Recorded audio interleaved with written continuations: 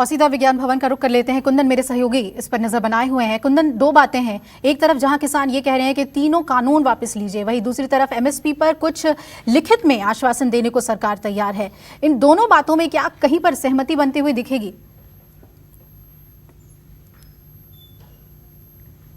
करना चाहूंगा, आप एक एम्बुलेंस शक्ल की गाड़ी देख रहे होंगे मेरे कैमरे पर, और वो एम्बुलेंस दवाइयाँ नहीं बल्कि खाना आया हुआ है। और मीटिंग बैठक के दौरान जब लंच ब्रेक हुआ और सरकार के तरफ से इन्हें विज्ञान भवन में खाना ऑफर किया गया तो इन किसान नेताओं ने कहा कि हम आपका खाना नहीं खाएंगे, और स्थानीय गुरुद्वारे से इनके लिए लंगर बनाया गया है और अभी पुलिस अधिकारियों के देखरेख में ये खाना निकल के गया है और अभी खाना खाएंगे, यानी लंच ब्रेक होगा।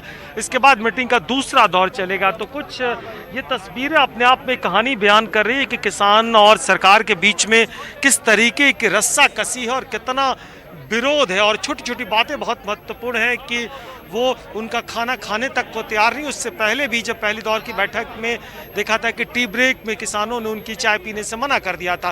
तो आप समझिए कि किसान कितने रिजिड है अपने मामले को लेकर, अपने मुद्दे को लेकर। और इसके बाद जब सेकंड हाफ की बैठक चलेगी तो इसके बाद और बहुत साफ हो पाएगा कि आखिर सरकार ने क्या ऑफर दिया, उन्हें क्या मंजूर है।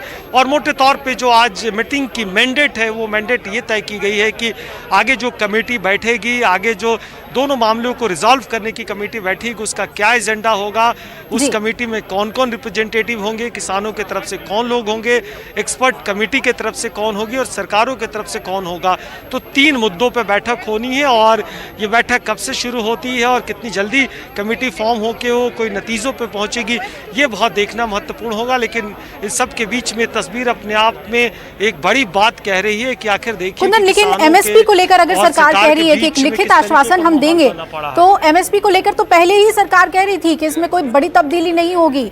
तो किसानों का क्या रुख है? जो संशोधन की बात वो कह रहे हैं, वो किस तरह से अपनी मांगों को रख रहे हैं एमएसपी को लेकर?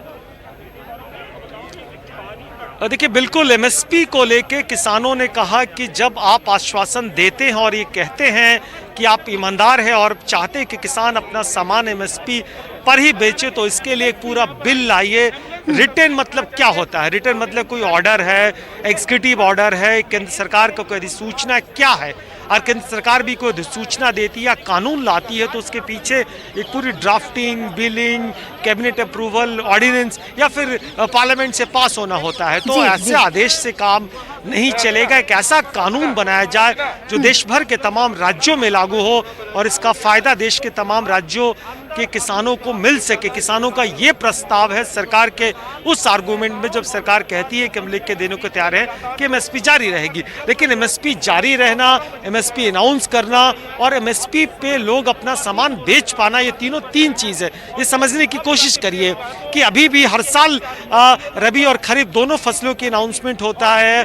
सरकार कहती है, कुछ राज्य सरकारों में जिसमें पंजाब हरियाणा बहुत प्रमुख है, मध्य प्रदेश में भी होने लगा, कुछ उत्तर प्रदेश में भी, राजस्थान में भी खरीदारी होती है, लेकिन वो खरीदारी उतनी नहीं हो पाती कि सभी किसानों को फायदा हो सके। मोटे तौर पे अगर आप बात करें तो ये खुद सरकारें शांता कुमार कमेटी की रिपोर्ट है कि कुल उत्पादन का 6 से 7% या अगर आप मॉडरेट फिगर लें तो 8% ही किसान अपना सामान बेच पाते हैं।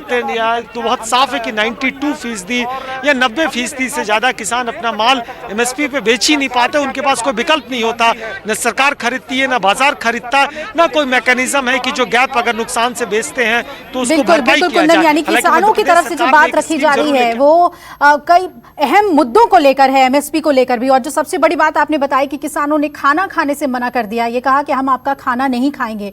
जाहिर तौर पर ये नेता हैं और जो किसान इस वक्त सड़कों पर मौजूद हैं पूरे आंदोलन को लेकर, उसे लेकर जो स्टैंड है वो बहुत ही सख्त नजर आ रहा है। नमस्कार, मैं हूं मानक गुप्ता।